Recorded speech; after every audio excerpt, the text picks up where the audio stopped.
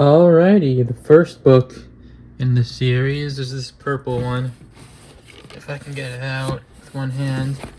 Excuse me, SpongeBob. The first Diary of a Wimpy Kid I have, The Ugly Truth. Greg Heffley has always been in a hurry to grow up, but is getting older really all that it's cracked up to be? Greg suddenly finds himself dealing with the pressures of boy-girl parties, increased responsibilities, and even the awkward changes that come along with getting older. All without his best friend Rowley at his side. Can Greg make it through on his own, or will he have to face the ugly truth? Something I decided I want to do with the Diary of a Wimpy Kid series is note down every insane, crazy thing that Greg Heffley does, because there's some nuts things that this kid does. So it's time to start reading for the first time in a few years. Let's see what this turns into. Alright, I read the first book for the Voidabooks channel, Diary of a Wimpy Kid, The Ugly Truth. Starting with the fifth book in the Diary of a Wimpy Kid series. I have the first four. So, some interesting things about this one is Greg's mom was not really in it as much as usual. The reason for that is because she's taking some academic classes of her own, which, girl boss, we love a hardworking mother furthering her education. Rowley also isn't in this book very much because for this story, him and Greg aren't friends. That was an interesting change from the rest of the books. There are some funny bits in this that made me laugh in my old age. Not laughing at a hilarious joke, just laughing at some of the absurdity of the lengths that some of these characters go to do certain things. One joke that did kind of get me was at the very end, which is probably why it's stuck in my mind. It's when this character is having a wedding after they'd already been divorced and remarried like 3 to 4 times, and their best man goes on saying that the groom was planning on breaking up with his fiancée and getting with her sister before an airplane in the sky was asking someone with her same name to marry her. So she thought she was being talked about. It ended up being a big coincidence, and the best man decided to air that out at the wedding. So that's a ridiculous, funny joke. Like I said, something I did do for this video is note down every sociopathic thing that Greg Heffley does. So I think I'm going to spend the rest of the review going over that for fun. So let's get started. We have 15 here. Number 1, Greg makes Rowley carry him to school with a rope while Greg is on a skateboard, which is nonsensical, insane, lazy. It's like the first page, too, I could show you. Look at that. Something I learned in this book is Greg has a very strange idea of what friendship is meant to be, and we'll get to that. Like number 2, he tried to replace Rowley with others, and he called one of them a summertime friend more than a school year friend because he attracted the mosquitoes away from him, which is nuts. Number 3, this is something that goes on for all of the books, so I don't think I'm going to mention it again when I get to the future Diary of a Wimpy Kid books. But Greg seems genuinely convinced he's going to grow up to be rich and famous. And my question is, what does he think he's going to be famous for? He doesn't do anything. And toxic ex-boyfriend Greg Heffley gets mad that Rowley's hanging out with a babysitter who's meant to be a good role model for him when he considers himself Rowley's good role model when he's anything but a good role model.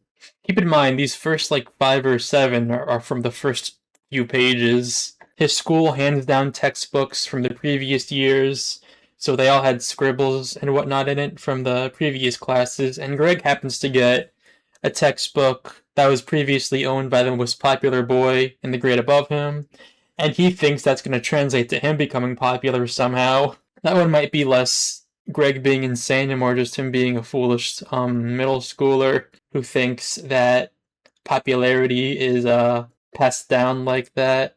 And the thing about one of the other popular kids is he kind of uses all of his friends as lackeys, and Greg comments on that, saying it's a good idea, and saying that the reason his friendship with Riley didn't work out is because they were equal partners in a friendship, which he didn't think was an efficient way to have a relationship like that, which is another bonkers thing to say about friendship. He photoshops himself in to parties that his classmates are having, and he puts them online which is not just an insane thing to do, also incredibly creepy, especially since a majority of them were him around girls. Another attempt that he used to try to get famous was becoming the spokesperson of a little ice cream business, which would have a little kid saying the slogan as the cute factor, and his grown ass thinks he could compete against a bunch of other little kids, which was a funny visual, him in line with all of the little toddlers.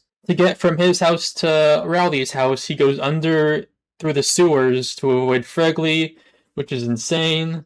He was hired to water a neighbor's plants and keep them alive. And not only does he lose her keys and leaves them in the neighbor's door, which meant she could have been robbed at any time, he also expects to get paid for the job he didn't do and thinks badly of the neighbor when she doesn't pay him. Something else he's considered is getting dentures so somebody else can take care of his teeth and brush them for him instead while he watches TV or does whatever he wants. While at a neighbor's gathering, he takes some of their deviled eggs and hides them in a plastic plant of theirs because he didn't like them. And that causes this husband and wife to tear apart their house looking for the source of the smell. And after they're unable to find it, they move out, and Greg sees they bring the plastic plant with the eggs in and still elects to say nothing to warn them. So that's him uprooting two people's lives because he can't admit to not liking the eggs. The Heffleys hire a cleaning lady to help out around the house while Susan is doing her schooling. And Greg tries to get her to do her laundry. And when he's unable to accomplish that goal, he doesn't seem to be doing laundry at all. He's wearing his crusty socks and dirty underwear, despite him being able to do the laundry by himself. This book does do the trope of the lady of the house leaves, and all of the men in the family are unable to do anything for themselves. They can't cook, they can't clean, they can't do laundry. Ted did that. The new Ted show, that did that trope, and that ended up being one of my favorite episodes when the Susan character was arrested. That's funny. And in these books, the Diary of a Wimpy Kid books and the Ted series, the mom is called Susan in both of them. It's funny. Greg and Rowley get invited to a party, but Greg is unable to go because he has to go to that wedding that I mentioned at the beginning. So he calls up Rowley and tells him he can't go either because it wouldn't be fair that only one of them is able to go. Then he has the audacity to get angry at Rowley when he says he's going anyway. When they're not even friends, it's not even his business.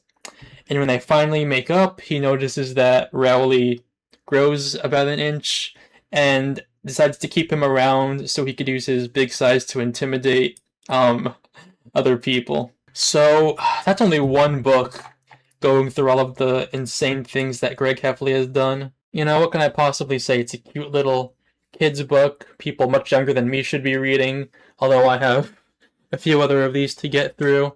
I did finish this in a day, so I should be able to do the others in that time too. I forgot to mention the little arc, and I call it a story arc, where they take care of an egg. I did that too when I was in middle of high school, a silly little assignment where you had to take care of an egg as if it was your child. I didn't write it down, but a funny thing is Greg puts it in the refrigerator and doesn't tell anybody about it, so of course his mom cooks it. A little communication would have gone a long way there. So I'm running out of things to say. That'll be the end of this book review. Like I said, I don't know how to review books very well. So yeah, that wraps up my first step in trying to read again. Something I want to show off before this video, and is I have this cool little bookmark. I don't know if it'll show up on the camera, but oh yeah, there we go. It's a Kirby bookmark that changes. I think it's really cute. So let's see if I'm able to continue this series. I'll see you guys next time, hopefully.